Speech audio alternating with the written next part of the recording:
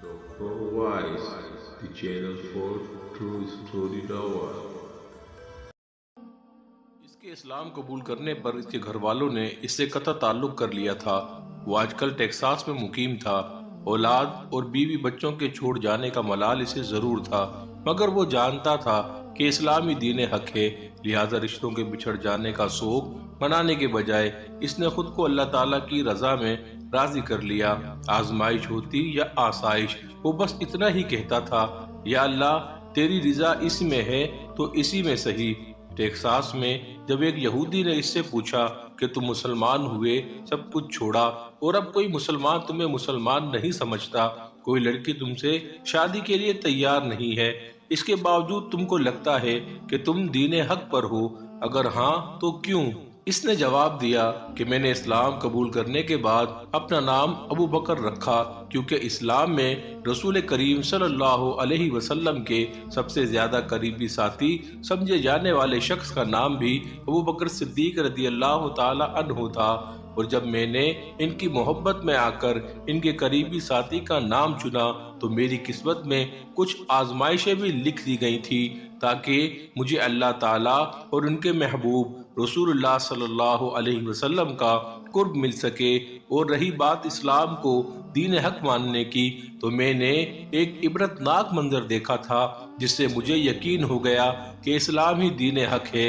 और ये बात समझ आ गई कि मुसलमान जिसके दिल में थोड़ा सा भी ईमान बाकी हो, वो क्यों अपना मजहब नहीं बदलता।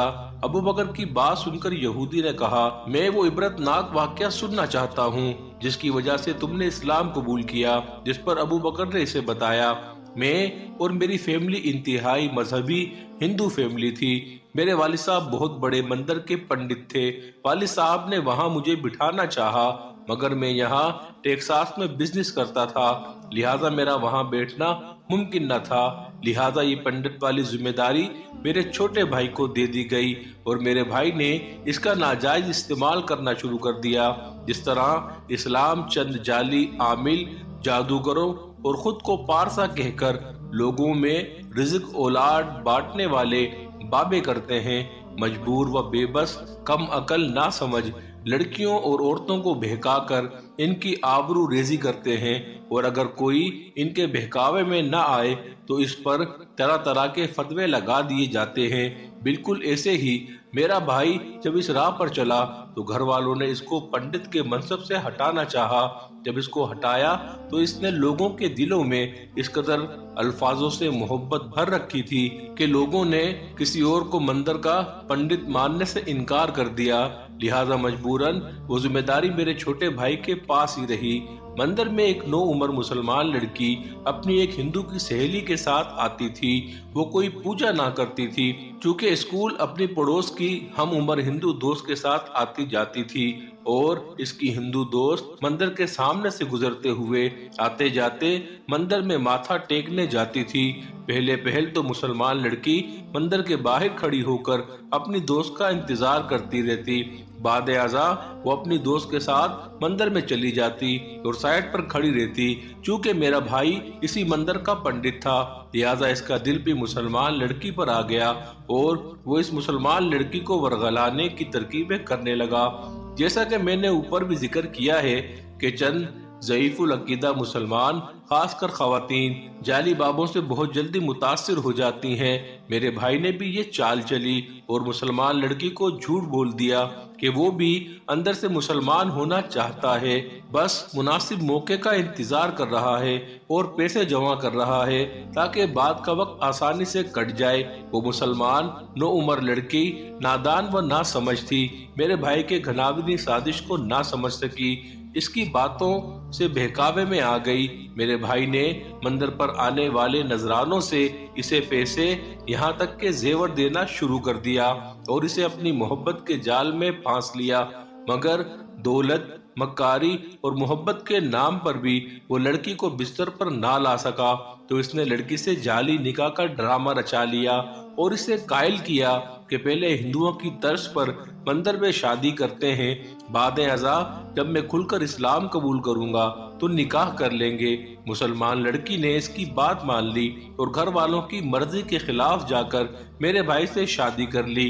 وقت گزرتا رہا، شادی کے 4 ماہ بعد لڑکی میرے بھائی کو کھل کر اسلام قبول کرنے کا کہتی ہے، مگر میرا بھائی انکار کر دیتا ہے۔ انکار پر لڑکی واپس گھر اپنے والدین کے پاس جانا چاہتی ہے تو میرا بھائی اسے ایک کمرے میں قید کر دیتا ہے، جہاں وہ روز اس کی عزت نوچتا ہے، اور تقریباً 7-8 ماہ قید رکھنے کے بعد جب میرے بھائی کی ہوس مٹ جاتی ہے، وہ مسلمان لڑکی امید سے ہو جاتی ہے تو میرا بھائی اسے کمرے میں بند کر کے زندہ جلا دیتا ہے۔ سننے والوں نے لڑکی کے جو آخری الفاظ سنے تھے وہ کچھ یوں تھے کہ میرا رب جو ابابیلوں سے کعبے کی حفاظت کر سکتا ہے وہ تجھ سے بھی اس ظلم کا ضرور بدلہ لے گا۔ تو مجھے زندہ جلا رہا ہے، میری بات لکھ لو، تجھے بھی زندہ جلایا جائے گا۔ مگر افسوس کہ وہاں کھڑے سب تماشائی مشرک تھے، انہوں نے بتوں کو خدا مان رکھا تھا، لہٰذا ان کو لگا کہ یہ مسلمان لڑکی موت کو سامنے دیکھ کر بوکھلا گئی ہے اور بے اختیار اس کی زبان سے ایسے الفاظ نکل رہے ہیں۔ ایسے ہی بد دعائیں دیتے ہوئے وہ مسلمان لڑکی زندہ جل کر کوئلے اور راکھ میں بدل گئی۔ لوگ تماشا دیکھ کر گھروں کو چل دیے، مگر چند سالوں بعد ہی میرا بھائی جو کہ پنڈت تھا اور آگ جلا کر پوجا میں مصروف تھا، اچانک آگ نے اس کے جسم کو آ لیا۔ قریب کھڑے لوگوں نے آگ تو بجھا دی، البتہ میرے بھائی کے جسم کا کچھ حصہ جھلس گیا۔ میرے بھائی کو اسپتال داخل کروایا گیا، مگر بجائے حالت میں بہتری آنے کے جھلسے ہوئے حصے میں اضافہ ہوتا گیا، یہاں تک کہ ڈاکٹروں نے لا علاج قرار دے کر ہمیں دہلی کے ایک اسپتال میں بھیج دیا۔ دہلی کے ایک اسپتال میں میرا بھائی 6 ماہ داخل رہا، مگر اس کی حالت میں بہتری نہ آ سکی، یہاں تک کہ جھلسنے کا نشان پورے جسم پر پھیل گیا، پورا جسم ناکارہ ہو گیا۔ میرا بھائی ہر وقت تکلیف میں رہتا۔ 6 ماہ بعد دہلی اسپتال نے بھی مزید رکھنے سے معذرت کر لی اور ہم بھائی کو لے کر واپس گھر آ گئے۔ میں یہاں امریکہ کے ڈاکٹروں کو رپورٹ دکھاتا ہوں، ڈسکس کرتا ہوں، یہاں تک کہ حکومتی سطح پر تعلقات استعمال کر کے امریکہ کے ڈاکٹرز انڈیا لے گیا۔ بظاہر جو بھی ڈاکٹر دیکھتا اس کیس کو نارمل سمجھتا تھا، مگر جب علاج شروع کرتا تو کچھ ہی عرصے بعد ہار مان کر انکار کر دیتا۔ امریکن ڈاکٹرز نے بھی ایسا ہی کیا اور آخر میں مشورہ دیا کہ اسے خود ہی مار دو تو بہتر ہے، ورنہ نہ جانے کتنا عرصہ یوں ہی پڑا رہے گا۔ پہل ہم نے ڈاکٹرز کی رائے کو نظر انداز کیا، مگر ہمارے بھائی نے بھی ڈاکٹروں کے مشورہ ماننے کو کہا تو ہم لوگ بھی اس کے متعلق سوچنے لگے۔ اسی دوران میرے بھائی نے ہلنا جلنا، بولنا چالنا ترک کر دیا، محض اس کی آنکھیں ہی حرکت کرتی تھی جو بتاتی تھی کہ وہ زندہ ہے۔ دوسری طرف سب گھر والے بھی اکتا چکے تھے، لہذا مجبوراً میرے بھائی کو زندہ جلا دیا گیا۔ چونکہ میرا بھائی زندہ تھا لہذا جب اسے جلایا گیا تو عجیب سا منظر تھا، بھائی کی جلد جل گئی تھی مگر جسم اکڑ کے اوپر کو اٹھ گیا تھا۔ مجبوراً ہتھوڑے کی مدد سے ان کی ریڑھ کی ہڈی کو جگہ جگہ سے توڑ کر سیدھا کیا گیا اور دوبارہ جلایا گیا۔ اب کی بار سر نہیں جل رہا تھا، لہذا سر کو بھی ہتھوڑے کی مدد سے توڑ کر اس کے اندر تیل ڈال کر اس کو آگ لگائی گئی، اور میرے بھائی کی اتنی عبرتناک موت دیکھ کر وہاں کھڑے بہت سارے لوگوں کو وہ مسلمان لڑکی یاد آئی تھی۔ لوگوں نے اس سے متعلق چیمگوئیاں بھی شروع کر دی تھی۔ میرے بھائی کے بعد کافی لوگوں نے اسلام پر تحقیقات شروع کی اور بہت ساروں نے اسلام قبول کر لیا تھا۔ ان تحقیقات کرنے والوں اور اسلام قبول کرنے والوں میں سے میں بھی ایک تھا۔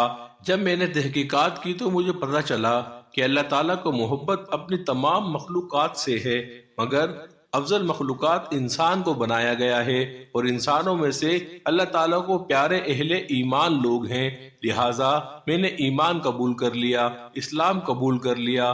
الحمدللہ ایمان کی دولت مل جانے کے بعد میرے دل میں کوئی ملال نہیں، میں نے کیا کچھ کھو دیا۔